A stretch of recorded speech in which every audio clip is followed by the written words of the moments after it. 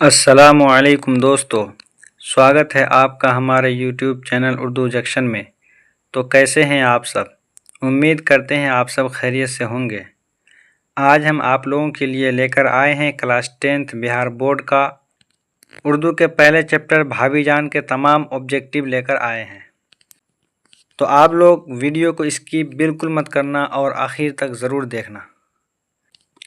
अगर आप इस चैनल में नए हैं तो पहले इस चैनल को सब्सक्राइब कर दीजिए ताकि कोई भी वीडियो अपलोड होगा तो सबसे पहले आपके पास नोटिफिकेशन पहुंचेगा।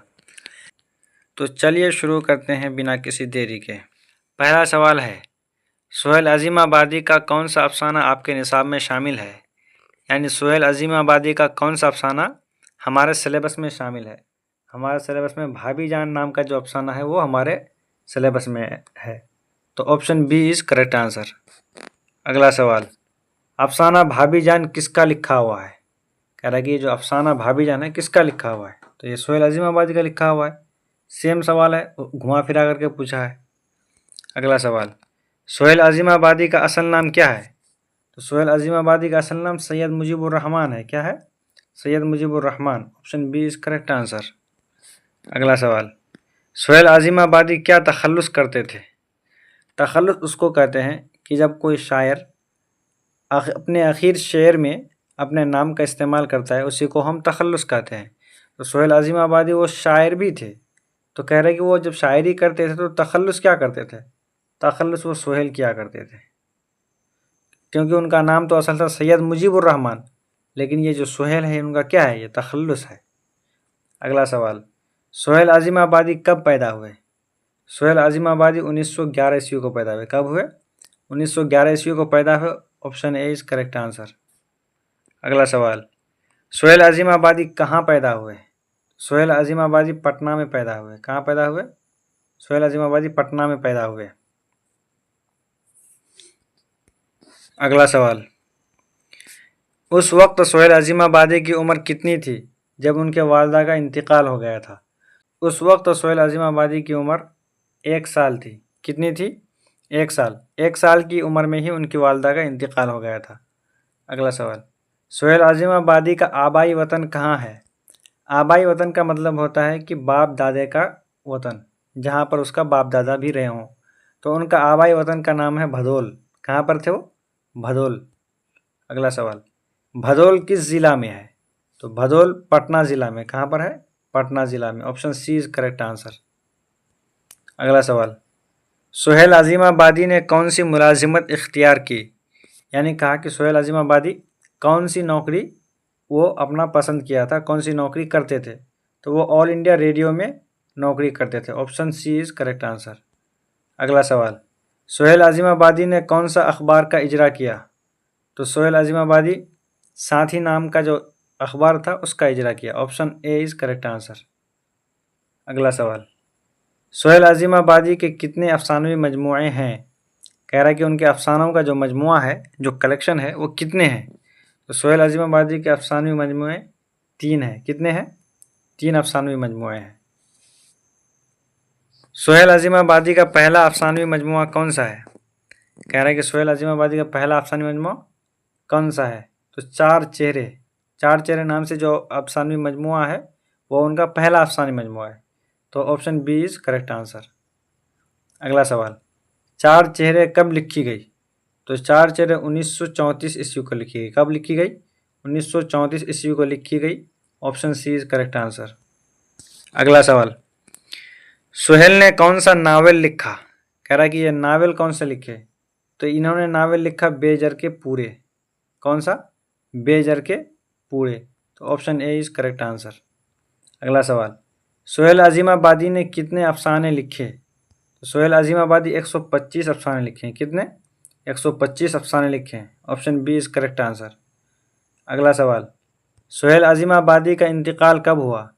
सोहेल अजीमाबादी का इंतकाल 1980 को हुआ था। कब हुआ था? 1980 को। Option D is correct answer. अगला सवाल, सोहेल अजीमाबादी कौन थे?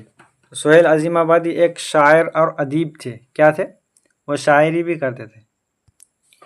सोहेल अजीमाबादी एक शायर और अदीब थे।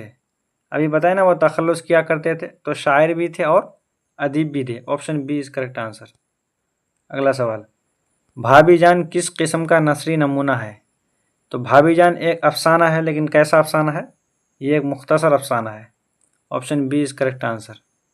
अगला सवाल, मुख्तसर अफसाना किस किस्म का किस्सा है? कदीम है, जदीद तरीन है या कदीम तरीन है? तो जदीद होता है नया, कदीम होता है पुराना।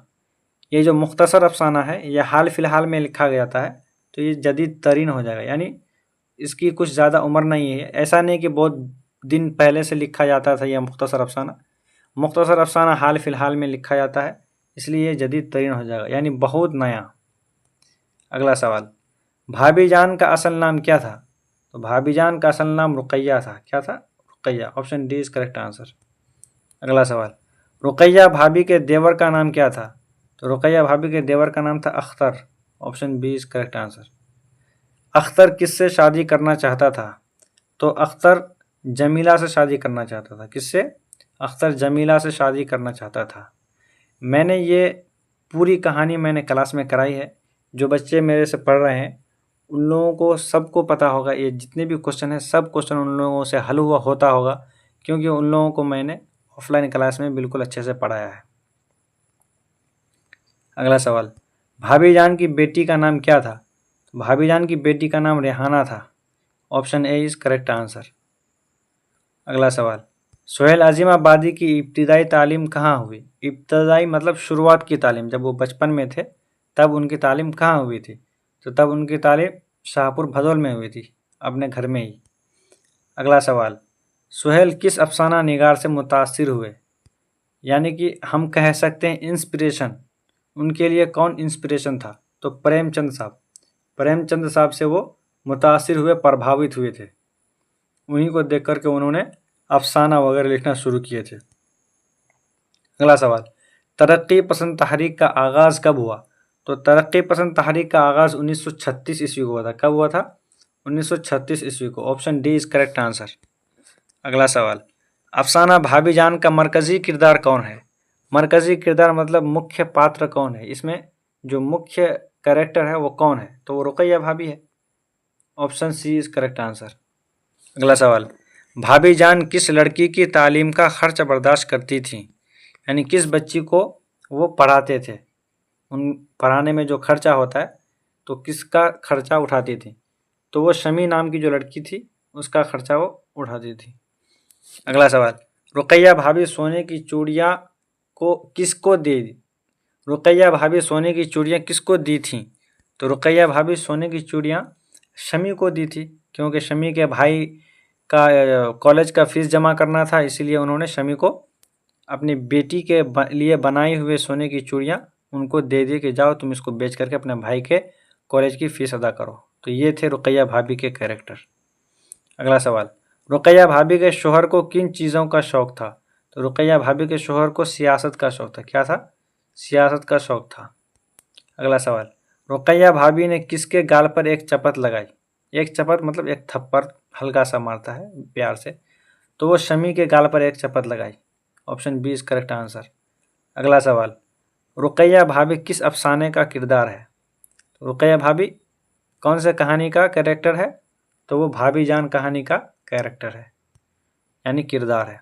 अगला सवाल, उर्दू अदब में अफसाना निगारी की शुरुआत किस अदब के ज़ेर असर हुई?